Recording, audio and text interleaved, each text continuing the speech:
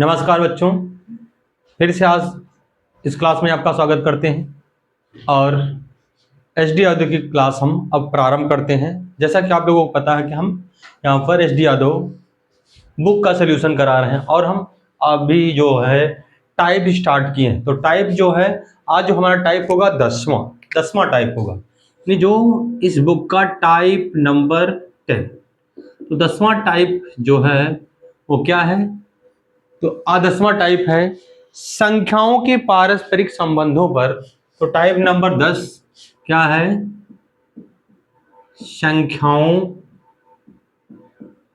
संख्याओं के पारस्परिक संबंधों, संख्याओं के पारस्परिक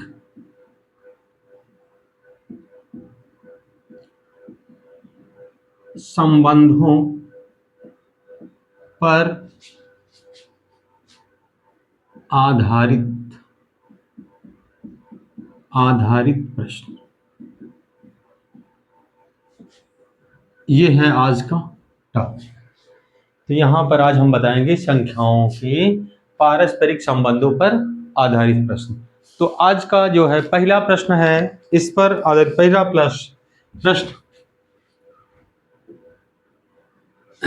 पहला प्रश्न ये है, आपकी साइड स्क्रीन पे दिख रहा होगा। दो संख्याएं 7:5 के अनुपात में हैं और उनका गुणनफल 560 है, तो छोटी संख्या ज्ञात कीजिए। तो दो संख्याओं में हम मान लेते हैं एक संख्या a है, एक संख्या b है और इनके पास जो अनुपात है वह 5:7 सॉरी। तो यहाँ पर क्या कह, दो संख्याएं 7:5 के अनुपात में हैं और उनका गुणनफल 560 है। तो गुणनफल क्या दे रखा है? गुणनफल जो दे रखा है वो 560 है, इस तरीके से दे रखा है। और हमें छोटी संख्या ज्ञात करना है, छोटी संख्या हमें फाइंड करना है। तो जब भी इस तरीके के सवाल दे दिया जाए, अनुपात दे दिया जाए, योगफल या गुणनफल या अंतर दे दिया जाए, तो जो संबंध दिया होगा उसी संबंध को हम अनुपात, यानी उसी संबंध में अनुपात को हम रखते हैं। तो हम मान लेते हैं कि पहली संख्या यानी a का मान क्या है? 7x और b का मान क्या है? 5x। यानी किसी भी अनुपात को हम क्या है, अगर हम रियल संख्या में इनको मानकर लिखेंगे तो इनके साथ कोई चर राशि गुणज में लिख देते हैं, तभी ये पता चलता है कि ये संख्या होगी। ऐसा ही क्यों करते हैं? क्योंकि जो अनुपात होता है वो वास्तविक संख्या नहीं होती। और क्यों नहीं होती? क्योंकि जो उभयनिष्ठ इनका फैक्टर होता है वो कट जाता है। यानी जैसे अब 7:5 लिखे तो यहाँ पर कोई उभयनिष्ठ फैक्टर रहा होगा जो इन दोनों से कट गया है, तो उभयनिष्ठ फैक्टर को हम क्या मान लेते हैं? x।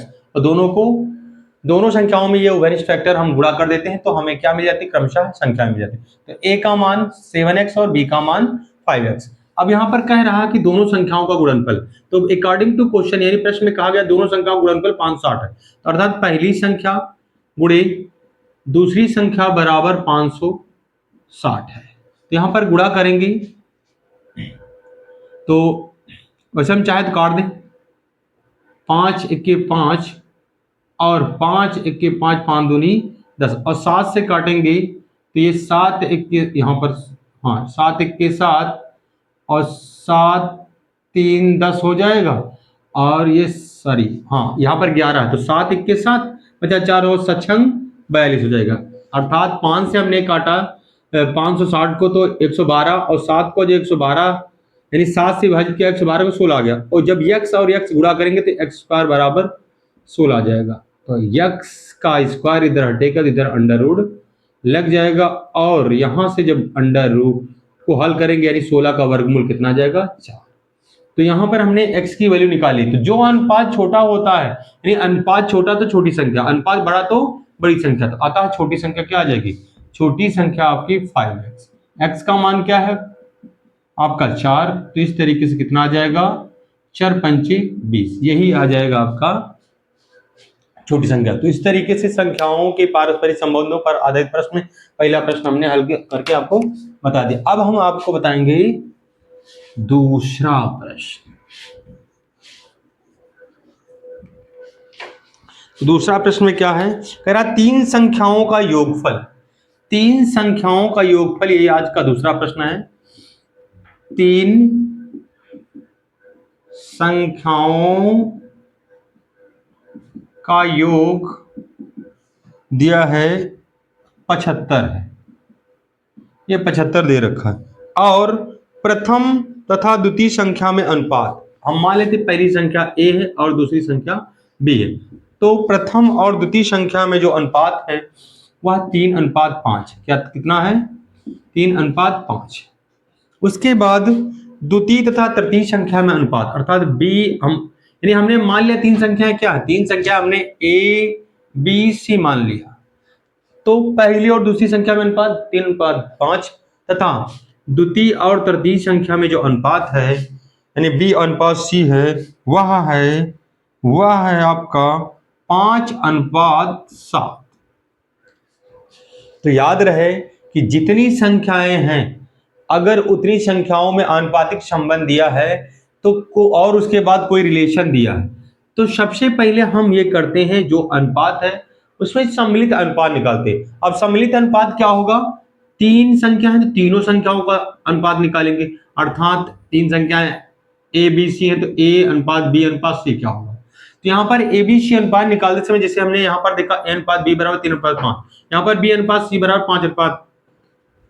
तो यहाँ पर देख रहे हैं बी और बी बराबर है, बी का गुणांक यहाँ पर 5 है, यहाँ पर गुणांक 5 है। तो इस तरीके से सम्मिलित अनुपात में क्या होता है, गुणांक बराबर, जैसे यहाँ पर बी बराबर उसी तरह यहाँ पर बी के अनुपातिक मान भी बराबर होने चाहिए। तो हाँ यहाँ पर 5 यहाँ पर भी है बी का अनुपातिक मान और यहाँ पर भी, तो इस तरीके से सम्मिलित अनुपात क्या आ जाएगा ज्यों का त्यों, अर्थात ये वाली राशि जो कॉमन राशि होती है उसको एक बार लिखते हैं 3:5:7। तो इस तरीके से हमने यहाँ पर देखा सम्मिलित अनुपात निकाल लिया। अब सम्मिलित अनुपात में क्या है, अब चाहिए यहाँ पर हम x का मान निकाल के कर लें। हम कह दें कि पहली संख्या 3x, दूसरी संख्या 5x और तीसरी संख्या 7x। तो अब यहाँ पर प्रश्न क्या करें, तीन संख्याओं के योग, तो जो रियल योग होगा, जो रियल संबंध होता है वो अनुपातिक संबंध के बराबर होता है। जैसे रियल योग है, यहाँ पर योग दिया है तो अनुपातिक योग बराबर रियल योग। यहाँ पर 5 3 8 8 7 15, तो 15x बराबर 75। तो यहाँ पर 15 के 15 15 5 75, तो x का मान कितना आ जाएगा 5। जैसे ही x का मान 5 आ गया तो अब यहाँ पर जो भी पूछेगा वो हम निकालेंगे। पूछ रहा है सबसे बड़ी संख्या, तो बड़ी संख्या कौन होती है, जिसका आनुपातिक मान बड़ा वही बड़ी संख्या। तो बड़ी संख्या r = 7x, तो 7 × 5 r = 7 × 5 35। तो इस तरीके से क्या आ गया, इसका मान आ गया बड़ी संख्या 35।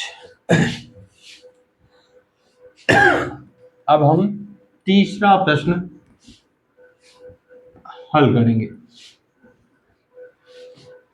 तीसरे प्रश्न में क्या कहा गया, तीसरे प्रश्न में कहा गया है कि दो संख्याएं 3:7 के अनुपात में। तो हम मान लेते हैं दो संख्याएं a और b हैं जिनमें अनुपात 3:7 है। कह रहा प्रत्येक में 5 जोड़ देने पर 1:2 हो जाता है। प्रत्येक संख्या ज्ञात कीजिए। अब हम मान लेते हैं कि पहली संख्या 3x और ये संख्या आपका 7x, यानी पहली संख्या a बराबर 3x और b बराबर 7x, या फिर हम इस तरह भी लिख सकते हैं, हमने पहले ही कहा था कि जो अनुपात होता है उसमें हम किसी चर का गुणा लिख लेते हैं तो संख्या हम मान लेते हैं। संख्या कैसे मानते हैं, किसी चर का गुणा। अनुपात में क्या करते हैं, किसी चर से गुणा कर देते हैं तो हमें संख्याएं प्राप्त हो जाती है। लेकिन ये वास्तविक संख्या नहीं है। वास्तविक संख्या कैसे मिलेंगी, रिलेशन से। तो कहा क्या जा रहा है, प्रश्न में कहा प्रत्येक में 5 जोड़ दिया जाता है, अर्थात अगर इसमें हम 5 जोड़ेंगे तो क्या जाएगा 3x + 5, इसमें भी अगर 5 जोड़ दिया जाए तो ये क्या आ जाएगा 7x + 5।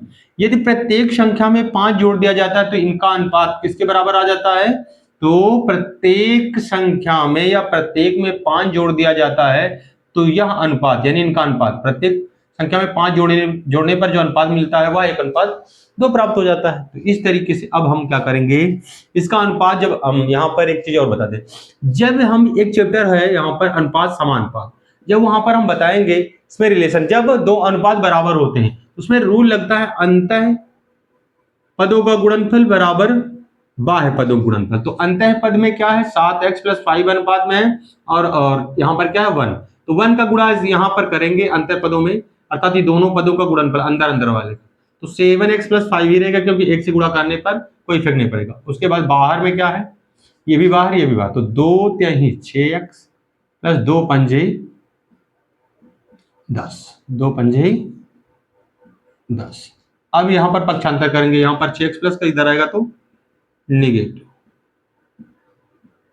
और यहाँ पर 5 प्लस से दूर जाएगा तो निगेटिव, तो 7x में से 6x चला जाएगा तो केवल x आ जाएगा, और यहाँ पर 5 आ जाएगा, तो x का मान कितना आ जाएगा 5। अब प्रश्न में क्या पूछा जा रहा है, प्रश्न में पूछा गया प्रत्येक संख्या ज्ञात कीजिए। तो प्रत्येक संख्या क्या आ जाएगी, a बराबर आपका 3x है, कितना है, a बराबर 3x, तो 3 × x बराबर 5 × 15, a का मान आ जाएगा 15। इसी तरह b बराबर क्या आ जाएगा 7x, 7 × 5, तो 7 × 5 = 35, तो b का मान कितना आ जाएगा 35 के बराबर आ जाएगा। तो इस तरीके से अभी संख्याएं क्या हो जाएंगी, क्रमशः 15 और 35 हो जाएंगी। तो अब इस टाइप का चौथा प्रश्न क्या है, किसी संख्या के 1/3 का 1/4 का आधा 40 है। तो यहां पर प्रश्न चौथा देखिएगा, किसी संख्या के 1/3 के 1/4 का आधा 40 है, तो उस संख्या का 20% ज्ञात करना है। तो हमें पहली बात तो क्या, उस संख्या का हमें क्या ज्ञात करना, उस संख्या का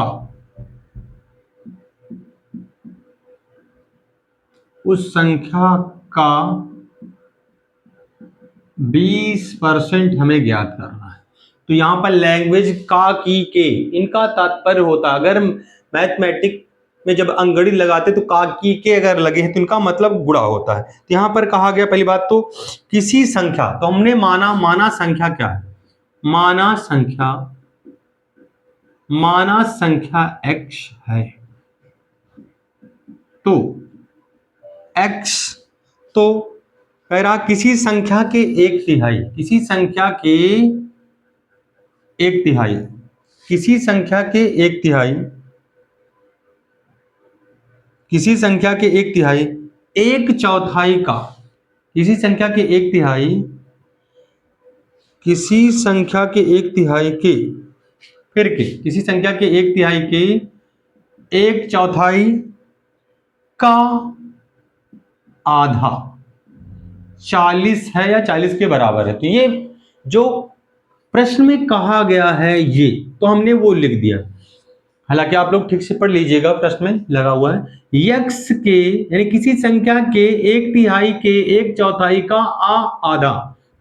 आधा 40 है, तो हमें क्या ज्ञात करना, उस संख्या का 20% ज्ञात करना। उस संख्या का 20% कितना होगा, तो कोई दिक्कत नहीं यहाँ पर।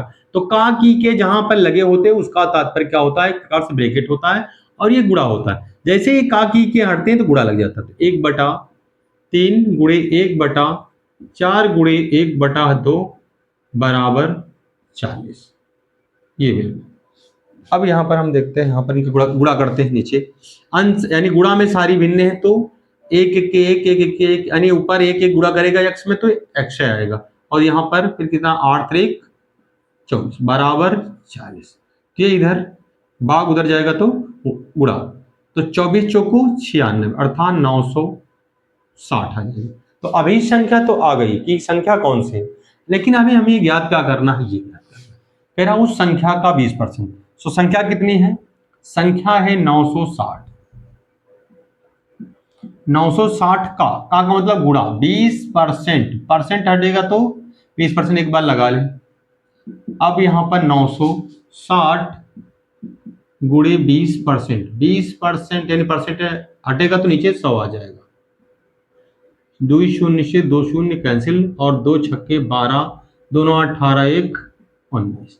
तो फाइनली इसका आंसर कितना आ जाएगा? 192 आ जाएगा। कितना आ जाएगा? 192 आ जाएगा। अब है पांचवा क्वेश्चन। इस टाइप में पांचवा प्रश्न हम तुमको बताएंगे अब।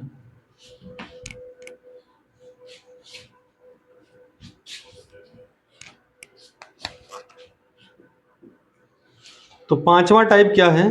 कह रहा किसी संख्या के 2/3 से उसका 3/4 15 अधिक है। किसी संख्या, पहली बात तो हम मानते हैं, माना संख्या x है, माना संख्या x है। तो अब प्रश्न क्या कह रहा है? किसी संख्या का 1/3 के किसी संख्या के 2/3 से उसका 3/4 15 अधिक है। तो पहली बात तो प्रश्न में कहा गया किसी संख्या के 2/3, तो संख्या का 2/3 क्या हो जाएगा? संख्या का 2/3 हो जाएगा। किसी संख्या के 2/3 से उसका 3/4, तो संख्या का 3/4 क्या आ जाएगा?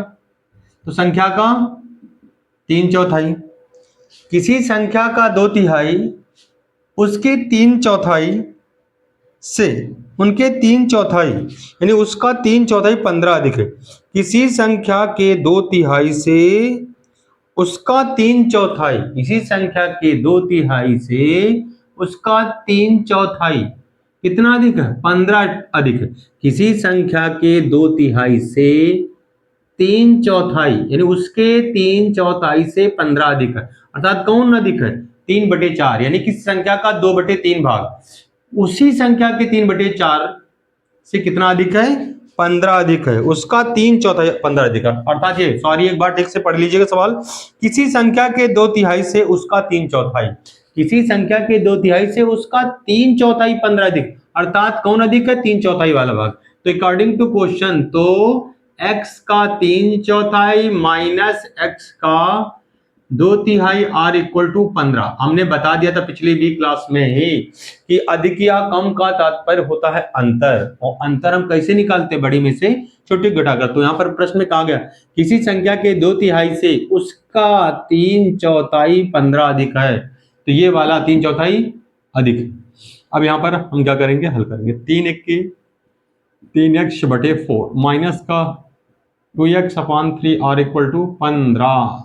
तो 3 त्रिका 9x माइनस का 4 दूनी 8x, क्योंकि जब त्रियक भिन्न हल करते त्रियक मल्टीप्लाई करेंगे, उसके बाद हर का भी गुणा कर 3 चौक 12, तो यहाँ पर 15। तो यहाँ पर 9x में से 8x चला जाएगा तो x केवल, और इधर भाग तो उधर गुणा। तो अगर हम 12 का 15 में गुणा करेंगे तो 180 आ जाएगा गुणनफल। ये तो थी हमारी संख्या। तो पूछा गया है क्या? संख्या ज्ञात कीजिए। तो यही क्या होगी? अभीष्ट संख्या हो जाएगी। क्या हो जाएगी? अभीष्ट संख्या हो जाएगी। अब इसका हम टाइप नंबर 6 लगाकर बताते हैं। कह रहा है हाँ, प्रश्न नंबर 6। प्रश्न नंबर 6 में क्या है? एक संख्या अपने 50% से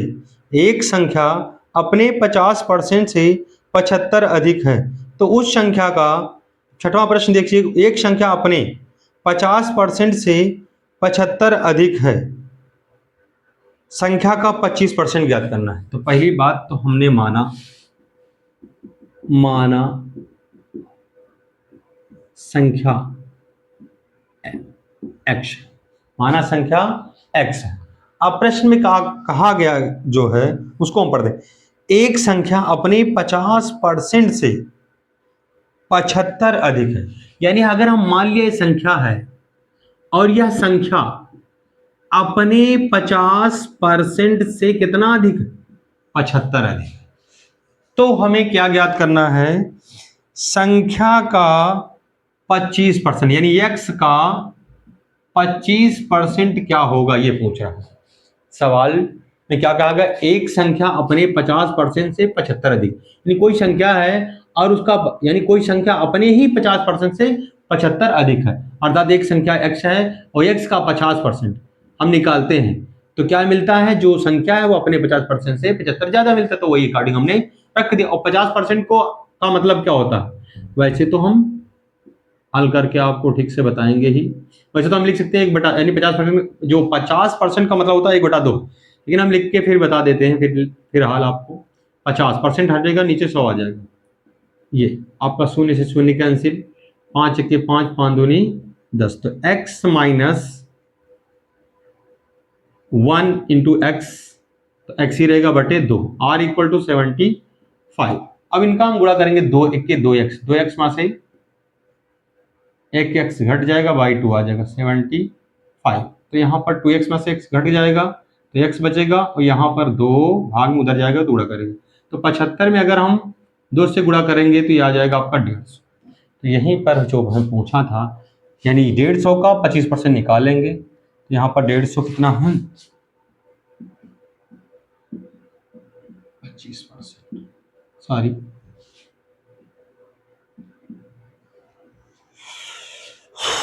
ठीक है, 25% निकालेंगे।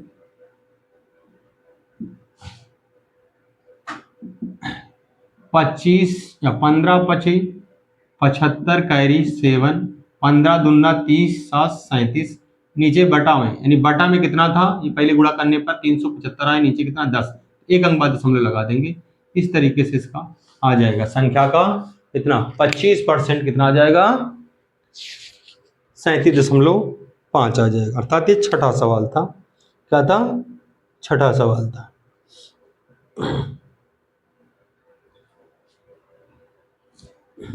ठीक है, एक बार गुणा करके देखिए, 15 × 5 = 75 के 5, 15 दूना 30, 7 37, ठीक सही है। अब लास्ट सवाल इस टाइप का 10वें का, किसी संख्या के 15 गुना में 23 जोड़ने पर 923 प्राप्त होता, वह संख्या ज्ञात कीजिए। तो इस टाइप का अब लास्ट प्रश्न, 7वां प्रश्न,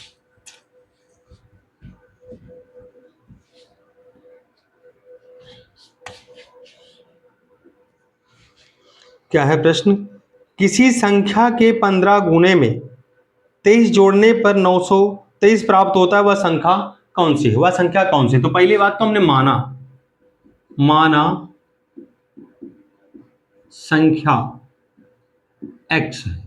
अब प्रश्न में कहा गया है कि इस संख्या के 15 गुने में यदि 23 जोड़ा जाता है तो 923 प्राप्त होता है। किसी संख्या के 15 गुने में 23 जोड़ने पर 923 प्राप्त होता है, तो वह संख्या ज्ञात कीजिए। हमने मान लिया कि मानव संख्या x है, और अकॉर्डिंग टू क्वेश्चन या प्रश्नानुसार इस संख्या के 15, यानी कि संख्या में 15 से गुणा किया गया और 23 जोड़ा गया तो 923 प्राप्त। अब 23 इधर जुड़ रहा, उधर जाएगा तो घट जाएगा। ये इधर कितना बचा 15x, क्योंकि गुणा करेगा 15x में 15 गुणा कर 15x हो जाएगा। अगर हम 23 उधर ले जाएंगे, पक्षांतर करेंगे, तो 923 में से 23 घट जाएगा, 900 सीधा बच जाएगा। अब यहाँ पर 15 गुणा उधर जाएगा तो भाग, तो 15 छक्का 90, यहाँ पर एक शून्य बढ़ जाएगा, तो इस तरीके से संख्या क्या आ जाएगी, 60 आ जाएगी। तो ये तो था हमारा 10वां टाइप। अब है आज का 11वां टाइप, जानवरों पर आधारित प्रश्न, टाइप नंबर 11।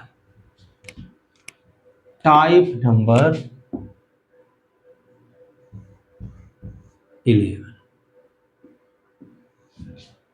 तो टाइप नंबर 11 क्या है, पहले हम कुछ आपको कॉन्सेप्ट बताते हैं इन पर।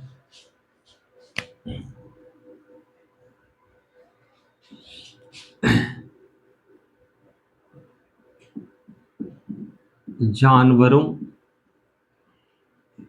की संख्या पर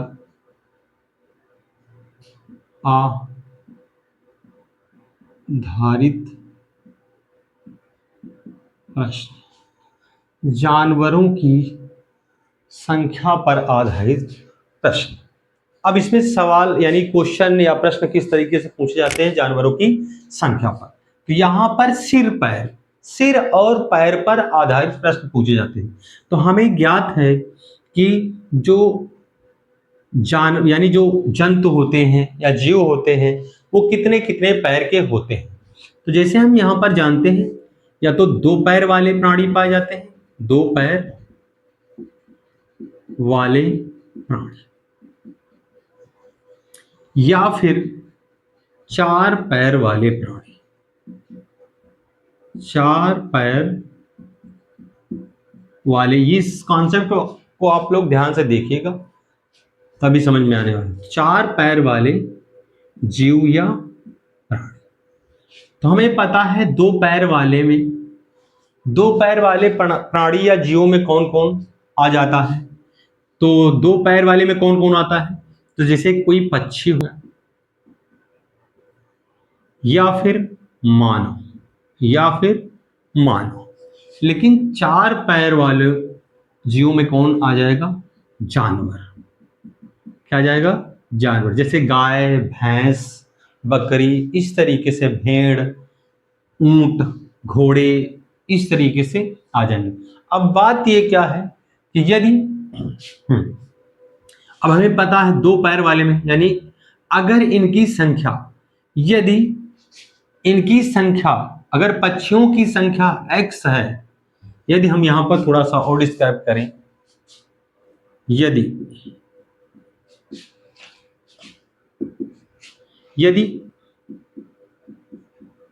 पक्षियों की संख्या x है, या फिर हम कहें यदि पक्षियों के सिर x है, जितने सिर उतनी ही संख्या, या जितने जितने पक्षी होंगे उतने ही सिर होंगे। यदि पक्षियों की संख्या x है तो इनके सिरों की संख्या क्या होगी, सिरों की संख्या क्या होगी, तो सिरों की संख्या जो होगी वो जस्ट, सॉरी यहां पर सिरों की संख्या नहीं, पैरों की संख्या क्या हो जाएगी, पैरों की संख्या, पैरों की संख्या जस्ट सिर की संख्या के दोगुनी हो जाए। तो इसी तरीके से अगर हम यहां पर बात करें, यहां पर से मानव भी हो सकता था, पक्षी भी हो सकते थे। इसी तरह अगर मानव की बात कहा जाए, यदि मनुष्यों की संख्या, मनुष्यों की संख्या x है, तो हमें पता है ये दो पैर वाले जीव हैं, जैसे मानव है, पक्षी है। तो इनकी जब काउंटिंग करेंगे तो जितने सिर होंगे उन सिरों की संख्या, या इनकी जितनी संख्या होगी, पक्षी की संख्या या सिरों की संख्या जितनी होगी उसका डबल कर देंगे तो जस्ट क्या आ जाएगा, पैरों की संख्या आ जाएगी। तो पैरों की संख्या क्या होगी, जस्ट दोगुना, जस्ट दोगुना हो जाएगी। एक तो ये कॉन्सेप्ट था। उसके बाद जानवर, जानवर के लिए क्या है, जानवर में जैसे गाय, भैंस, यदि यदि जानवरों की संख्या x है तो इनके पैरों की संख्या क्या होगी, 4x होगी। तो बस हम इतना बताना चाह रहे हैं कि जो ये सवाल यहाँ पर बनेंगे, प्रश्न बनेंगे, दो पैर और चार पैर वाले जीवों से संबंधित होंगे। तो वहां पर दो पैर वाले की संख्या हम कुछ और मानेंगे और चार पैर वालों की संख्या कुछ और मानेंगे। उसके बाद कुछ रिलेशन बनेगा या संबंध दिया होगा, उसी पर हम इन सवालों को लगाएंगे। तो सर्वप्रथम क्या करें, आप लोग चाहे तो स्क्रीनशॉट ले लें। तो हम सवाल यहाँ पर पहला, तो पहला सवाल है इन पर आधारित।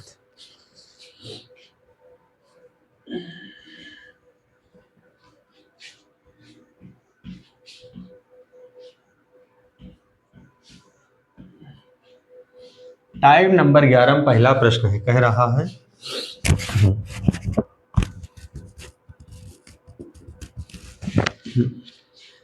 कुछ गड़रिया अपनी भेड़ चरा रहे हैं, यदि जमीन पर कुल पैर, यानी कुछ गड़रिया हैं, कुछ गड़रिया अपनी भेड़ें चरा रहे हैं, यदि जमीन पर कुल पैर, तो जो हम लिख लेंगे पहली बात तो कुल पैर,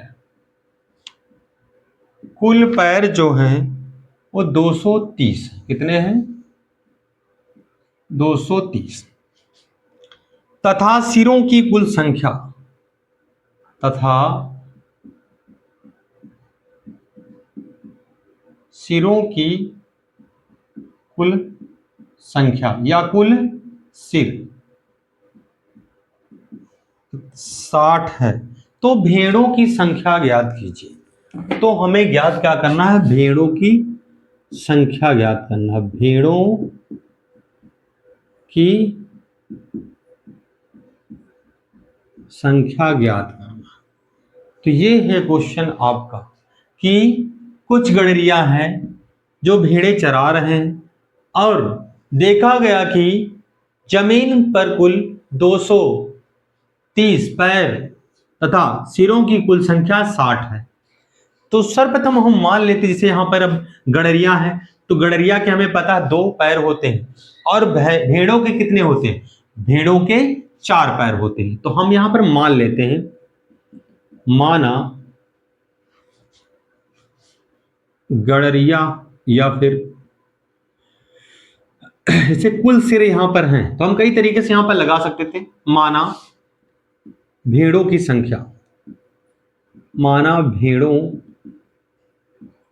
की संख्या x है, कितनी है, माना भेड़ों की संख्या x है, जबकि कुल सिर, भेड़ और गड़रिया मिला कुल सिर बोले तो यहां पर कुल सिर का मतलब गड़रिया और भेड़ को मिलाकर। तो यदि अगर भेड़ों की संख्या x है तो x सिर होंगे, अगर भेड़ों की संख्या x है तो सिर भी x होंगे। तो हमने मान लिया, माना भेड़ों की संख्या x है तो गड़रिया की संख्या या गड़रियों की संख्या, गड़रियों की संख्या कितनी हो जाएगी। तो यदि हम भेड़ों की संख्या यानी कुल सिर में से भेड़ों के सिरों को घटा दें तो गड़रियों की संख्या आ जाएगी। अब भी बता रहे हैं तुमको और तरीका, पहली बात तो यहां से हम कॉन्सेप्ट लगा देते हैं। तो यहां पर हम देखते हैं, हमने देखा भेड़ों की संख्या x, गड़रियों की संख्या 60 माइनस x, क्योंकि कुल सिर 60 हैं। तो यदि हम भेड़ों की संख्या कुल सिरों में से या कुल संख्या में से घटा दें, जितने सिर होंगे उतने ही कुल मिला के गड़रिया और भेड़ होंगे। तो ये कुल गड़रिया और भेड़ की संख्या है। तो इसमें से हमने भेड़ों की संख्या x माना और x को घटा दिया तो क्या मिल जाएगा, क्योंकि यहां पर कहा गया है गड़रिया प्लस भेड़ बराबर 60। यदि हमने भेड़ों की संख्या कितनी मान ली, गड़रिया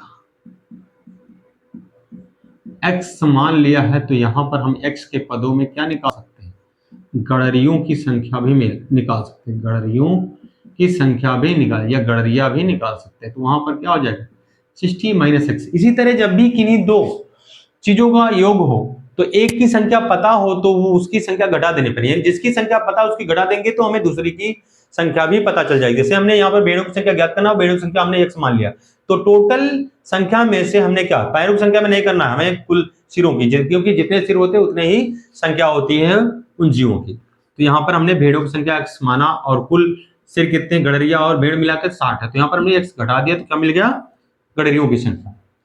अब हम कहें कि भेड़ों के कुल पैर कितने होंगे, भेड़ के कुल पैर, अभी और ट्रिक हम बताते हैं आपको। फिलहाल भेड़ों के कुल पैर,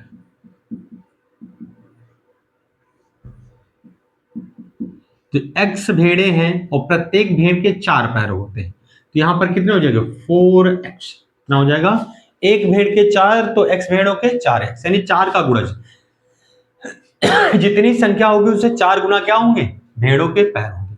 तो गड़रियों के पैर,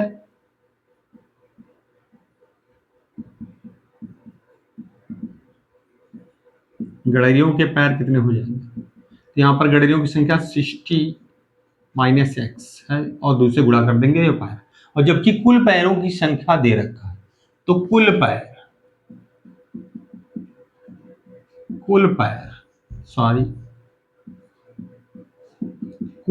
बराबर 230। कुल पैर यहां पर कितने हैं?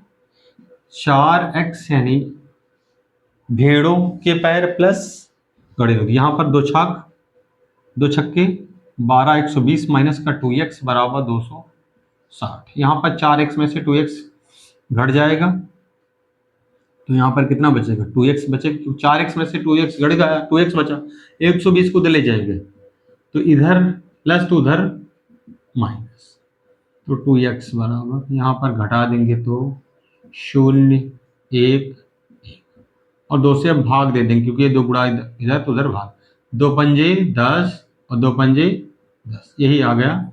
ये तो था एक कॉन्सेप्ट, ये तो था एक कॉन्सेप्ट। दूसरा कॉन्सेप्ट भी हम बता देते हैं आप लोगों को यहां पर साइड में। हम मान लेते हैं भेड़े कितनी है? भेड़ों की संख्या एक तरीका, भेड़ों की संख्या x, तथा गड़रिया कितने हैं? गड़रिया हम मान लेते हैं y। तो कुल संख्या यानी x प्लस वाई, यानी गड़रिया प्लस भेड़ मिलाकर कितने? 60। Equation number first. ये 2 चर रैखिक समीकरण, इसको हमने रैखिक समीकरण, एक रैखिक समीकरण या एक चर रैखिक समीकरण या रैखिक समीकरण से हल कर दिया। यहां पर 2 चर रैखिक समीकरण का इस्तेमाल करते हैं। तो भेड़े x हैं, गड़रिया y है, तो कुल मिला के इनकी संख्या x प्लस वाई बराबर 60 दे रखी है।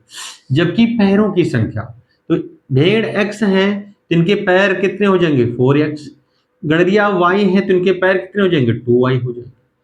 तो इस तरीके से इनके कुल पैरों की संख्या कितनी? 230 है। 2 से भाग दे देंगे, या फिर हम ऐसा करें 2 से भाग दे दें, ज्यादा सही रहेगा। तो 2 से भाग देने पर यहाँ पर कितना आ जाएगा? 2x, यहाँ पर 2 दूनी 4, 2 1 के 2 और प्लस 2 1 के 2, 2 1 के 2, 2 पंजे 10। ये इक्वेशन सेकंड आ गया। अब हम क्या करेंगे? समीकरण एक को क्या करेंगे? घटा देंगे। समीकरण एक को नीचे लिख लेंगे और क्या करेंगे? इसको हम घटा देंगे। तो घटाएंगे विलोपन विधि के इस्तेमाल करके, तो y माइनस वाई कैंसिल हो जाएगा, 2x में से x घट जाएगा, x बचेगा, और यहाँ पर कितना बचने वाला है आपका? 5, यहाँ पर 11 में से 6 5। तो इस तरीके से डायरेक्ट ही आ जाएगा। और भी नहीं करना चाहते तो एक तरीका और, इस तरह अब एक ट्रिक आप मान लो इसको, ट्रिक। तो ट्रिक क्या है कि जब भी इस तरीके का कुल पैर दिया हो और कुल सिर दिया हो, तो हम सबसे पहले क्या करेंगे? हम सबसे पहले क्या करेंगे कि हाँ,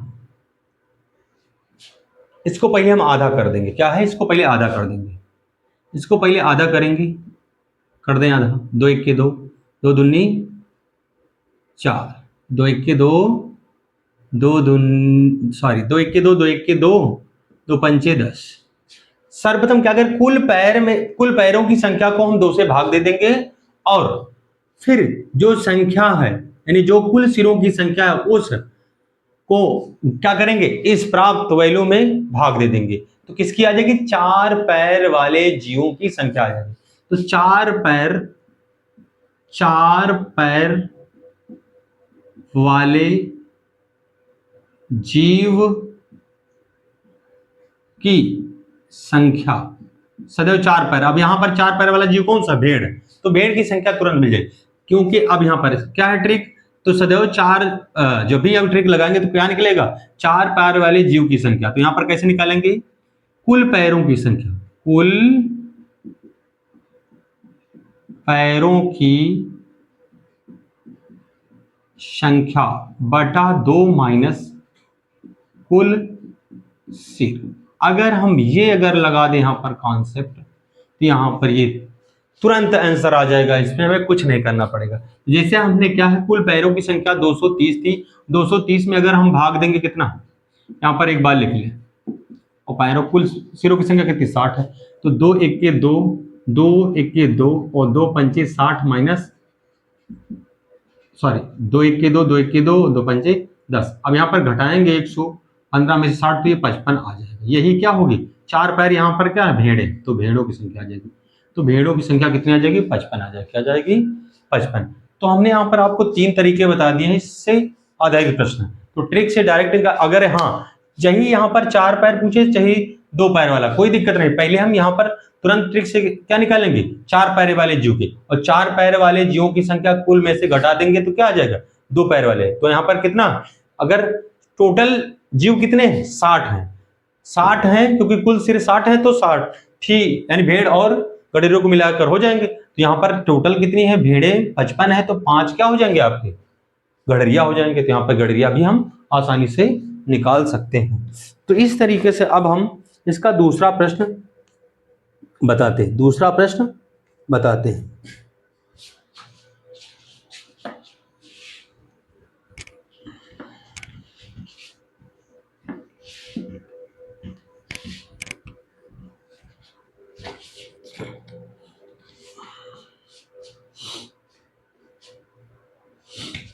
तो प्रश्न नंबर 2 है,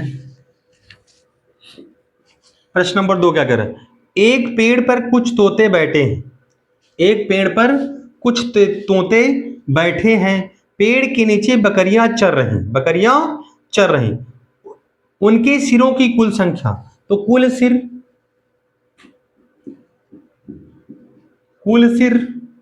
यहां पर 35 तथा कुल पैर, कुल पैर है 90। हमें ज्ञात क्या करना है, तोतों की संख्या, तोतों की संख्या हमें ज्ञात करनी है। तो कोई दिक्कत नहीं, यहां पर हम निकालेंगे।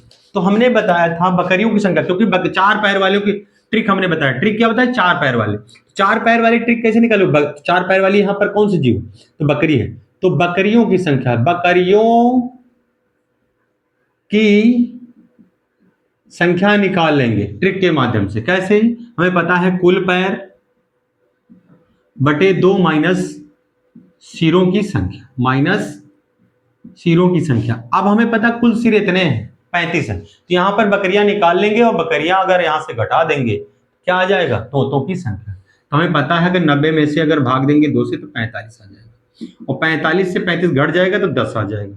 तो इस तरीके से 10 क्या हो गई आपकी, बकरियां हो गई 10, टोटल सिर कितने हैं 35, तो यहां पर 15 क्या आ जाएगा, तो तोतों की संख्या, कुल सिरों की संख्या माइनस बकरियों की संख्या बराबर 15, यही आ जाएगा आपका आंसर।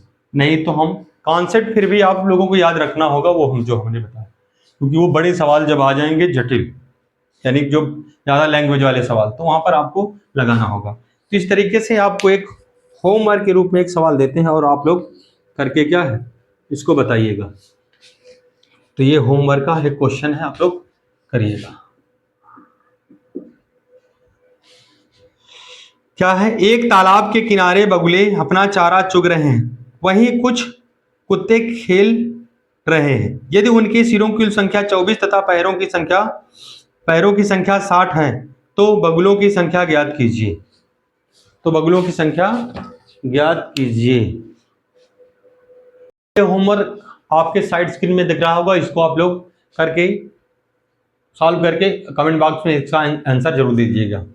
अधिकतर कोई भी इसका सवाल जो है कमेंट बॉक्स में इसका आंसर नहीं भेजता, जरूर से जरूर भेजेंगे। तो आज यहीं पर हम क्या करते हैं, इस क्लास को यहीं पर समाप्त करते हैं। जय हिंद, नमस्कार।